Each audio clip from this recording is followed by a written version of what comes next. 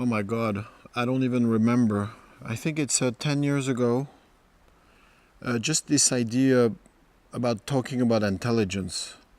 But I was not intelligent enough at the time, so it takes me 10 years to write just one draft.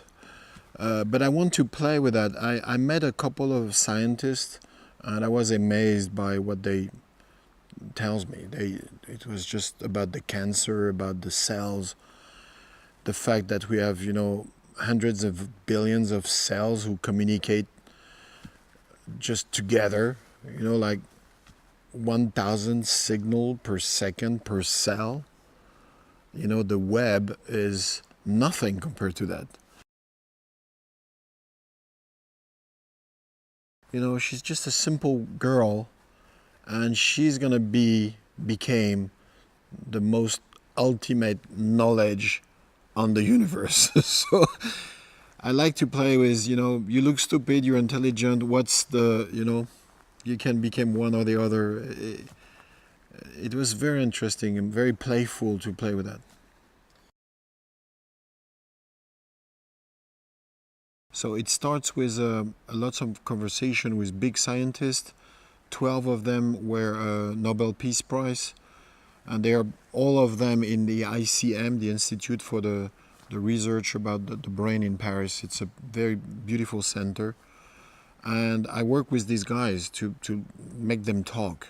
So I was fascinated, and I take all their information, and some of them you can make a film with it. Some of them you can't.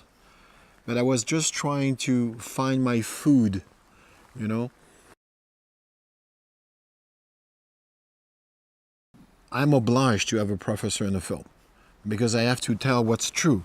So everything he said is 90% is real fact. And that's where the balance became to be very interesting because you have her, which is purely entertainment. It's a film. But the other half is true. And it's, if you mix the two half, if you mix it fast enough, you don't know what's true, what's not. And so I need this professor because he's the authority of the film and who makes it possible.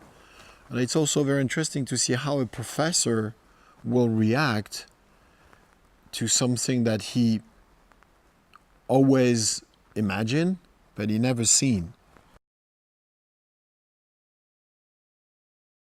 Morgan Freeman is just the ultimate professor for two reasons. The first, he's totally convinced about the theory because he's very aware of it. I didn't know before we met for the film, but he's really aware of it. He is excited about it. So it was a pleasure for him just to talk about it. And the second thing, he's such a good actor that everything he said, you believe it.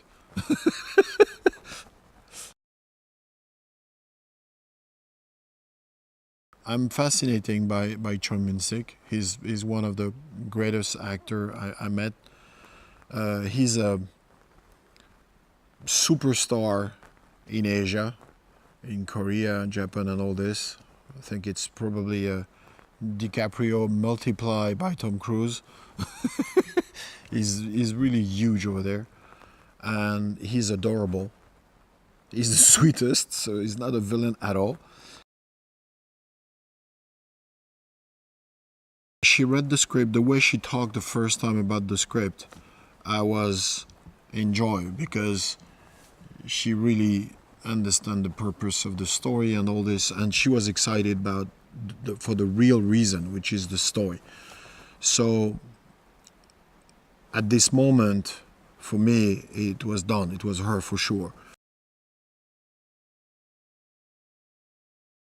I always have the desire for this film to start to another place, and Asia was perfect. When you watch the film, you understand. Then you can have a villain who doesn't understand anything. You can, for lots of reasons, it was good. So the choice after was there's a couple of towns. Taipei was one of the 3 or 4, cities. And but the funny thing is on the script, I always put Taipei. because I have a souvenir. I went for the Fifth Element in promotion, and I have a souvenir of the town 20 years ago, and I love the town, the feeling, the people, and I was staying in an hotel which I like. So I give that as a reference at the beginning, and then the productions, because you always want to see, how much it costs. Is it more expensive here or not? Okay. So there's a couple of cities. And the funny thing is, at the end, we end up to Taipei in the hotel that I knew 20 years ago. Because, I find nothing better than the thing that I have in my head at the 20 years before.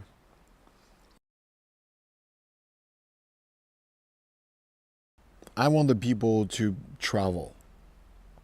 I want the people to do like, whoa, where are we going? And just to follow the ride. It's a ride. If you accept the ride, if you refuse and say, oh, okay, hold on, is it possible that this or this, then you're on the side of the film. But if you let yourself go in a ride and then you want to enjoy it, you're gonna have a pretty amazing ride.